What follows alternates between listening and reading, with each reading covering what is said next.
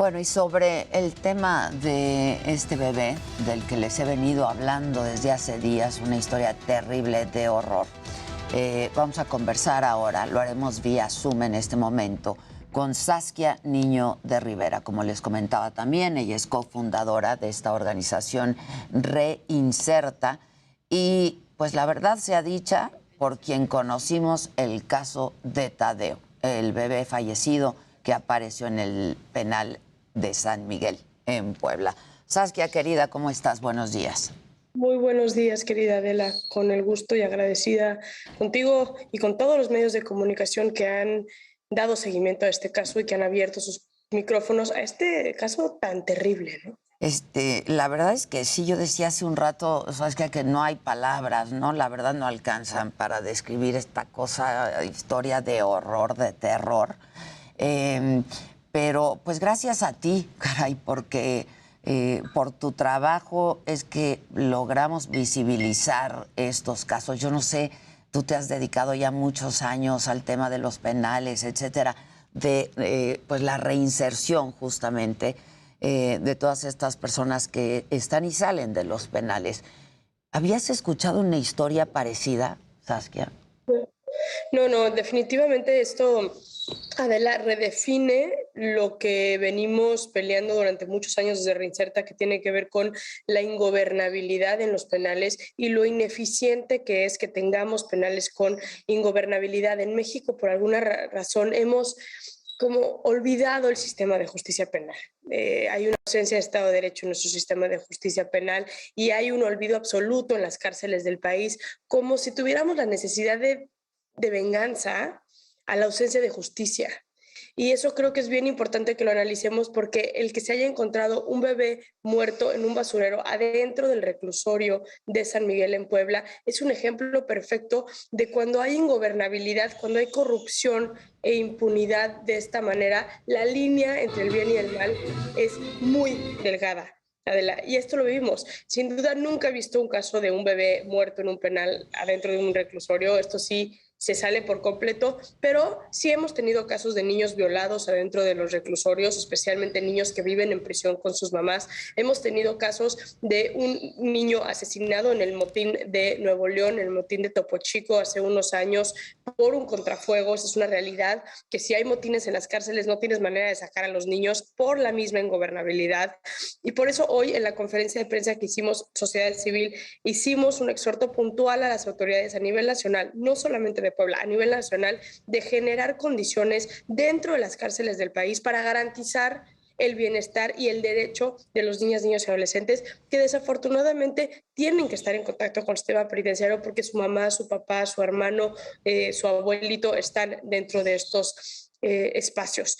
Entonces, Adela, no, nunca he visto algo así y esto tiene que no quedarse en silencio, tiene que ser un llamado a nivel nacional a que si queremos que esto no siga pasando, tenemos que tomar acciones puntuales de ingobernabilidad en Es las que debe cárceles. cambiar, ¿no? Todo el sistema penitenciario ya no puede esperar más. Yo decía, tú llevas muchos años trabajando en esto. Hemos hablado de esto tantas veces, Saskia, y no, la verdad es que no cambia. Sobre el caso de este bebé, de Tadeo, ¿cómo te enteras tú? Y yo comentaba también que pues siguen habiendo muchas preguntas sin respuestas, Saskia. No sé si tú ya tengas un panorama pues más claro de lo que ocurrió, pues como con qué objeto, ¿no? Sacan, exhuman un bebé, lo meten a la prisión, todo esto, ¿quién hizo esto y con qué objeto? Yo me entero, Adela, porque me llega un comunicado, un medio de comunicación muy chiquito digital en Puebla, lo saca.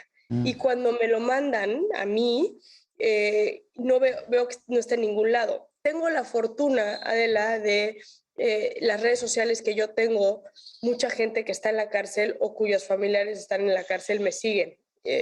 Entonces me es muy fácil tener contacto con la población privada de la libertad, y confirmé con 2 personas privadas de la libertad en Puebla que en efecto sí había pasado esto, que sí habían encontrado a Tadeo, a este niño en ese momento que no sabíamos quién era, dentro de un basurero. Es ahí donde Reinserta decide sacar el comunicado para los medios de comunicación, y subimos también a muchas otras organizaciones que al momento de enterarse de esto se subieron sin pensarlo 2 veces. Es ahí cuando empieza un poco a permear un poco más en las noticias, los medios de comunicación se subieron Nacionales, sí, claro. tema. Y internacional, tenemos notas en Alemania, en Holanda, en Rusia, en Francia. O sea, fue una nota muy, muy fuerte, porque claro, es una nota muy indignante, son hechos que rebasan cualquier historia de ficción de terror, ¿no? Y eso lo tenemos que reconocer. De ahí empezó a desarrollarse el caso, salió Miguel Barbosa a condenar los hechos 7 días después de que pasó todo lo que pasó, luego salió a amenazarnos a quienes estamos alzando la voz en este sentido, a amenazar a los medios de comunicación también, desafortunadamente, que no han hecho más que apoyar y darle voz a este caso. Y los papás se enteran, Adela, gracias a los medios de comunicación y gracias a las entrevistas que estamos dando quienes estamos alzando la voz desde sociedad civil. Se filtra, al parecer, se filtra que el bebé traía una pulsera, unos apellidos. Esa pulsera de plástico que te ponen en el hospital, ¿no? Cuando eres recién nacido, y trae los apellidos de la familia. En el medio que me entrevista dicen los apellidos, yo sin saber no confirmo los apellidos, pero los papás estaban viendo esa entrevista, y por las fechas que vimos, por la incisión en el abdomen del bebé, ellos dicen, se me hace que es Tadeo. Entonces van al panteón, donde son amenazados aparte, van al panteón y piden que se abra la caja, la tumba, Sí. y se dan cuenta que el bebé ya no está en la tumba. Es ahí cuando se ponen en contacto conmigo, porque me vieron en una entrevista y se trasladan a Puebla a reconocer el cuerpo de su hijo, y eso fue este fin de semana, regresando a México con el cuerpo de su hijo, de Tadeo, a las 3 de la mañana de la madrugada del domingo. Sí, sí. Ahora, de acuerdo a lo que dijo el fiscal, ya tienen identificada la persona que deposita el cuerpo de Tadeo en el contenedor de basura del penal. No ha dicho de quién se trata. ¿A ti ya te han dicho de quién se trata? ¿Tienes un poco más claro el panorama? No tenemos ni idea, no tenemos contacto con las autoridades de Puebla. Hemos tratado de contactarlos, solamente se nos dice que se está haciendo la investigación correspondiente, no se nos da más información, pero ahorita, como bien lo dice, de la falta, no nada más quién desechó el cuerpo en el basurero, pero quién mandó a traer el cuerpo de Tadeo desde México, quién lo sacó, quién lo exhuma, claro. quién está coludido en que ingresara el cadáver de un menor de edad, un bebé muerto, al penal, y con qué fines. ¿Con qué fines? Puede ser un tema de santería o puede ser un tema de necropsia, o sea, hay muchas teorías que pueden salir, y yo creo que para que realmente se haga justicia tiene que haber personas sentenciadas, personas que se les abra un proceso penal por esto, y tiene que entenderse qué es lo que está pasando en el penal donde están metiendo a bebés muertos para que lo podamos prevenir. Entender si fue el primer bebé muerto que o si han habido otros, claro. O si va a seguir habiendo otros, si no se afronta el problema de la ingobernabilidad en los penales de Puebla como debería de hacer. Entonces yo invito al gobernador de Puebla, a Miguel Barbosa, que en vez de estarnos amenazando a los medios de comunicación y a las activistas que hemos alzado la voz en este caso, yo lo invito a que hagamos frente común y pongamos orden en las cárceles de su estado, ¿no? Cuando hablas de amenazas, ¿a qué exactamente te refieres, Saskia? Y amenazas que también han sufrido los padres de Tadeo. Miguel Barbosa, Adela, salió hace unos días en un video diciendo que quienes hemos alzado la voz en esto nos vamos a callar la boca y nos va a silenciar por argüenderas, por protagonistas, creo que dice, no me acuerdo bien el fraseado, y también amenaza a los medios de comunicación diciendo que los medios de comunicación se van a arrepentir y demás de las cosas que están sacando de este caso. Y bueno, esto es completamente inaceptable, porque fue gracias a las entrevistas de los medios de comunicación y de la sociedad civil que decidieron los padres ir a ver el panteón y después ir a la fiscalía a reconocer el cadáver de su hijo, ¿no? Entonces, eso es completamente inaceptable y reprobable para mí que un gobernador se atreva a amenazar de esa manera a la sociedad civil y a los medios de comunicación. Oye, Saskia, y luego también el pues desencuentro que hubo, las diferencias que hubo entre la Comisión Nacional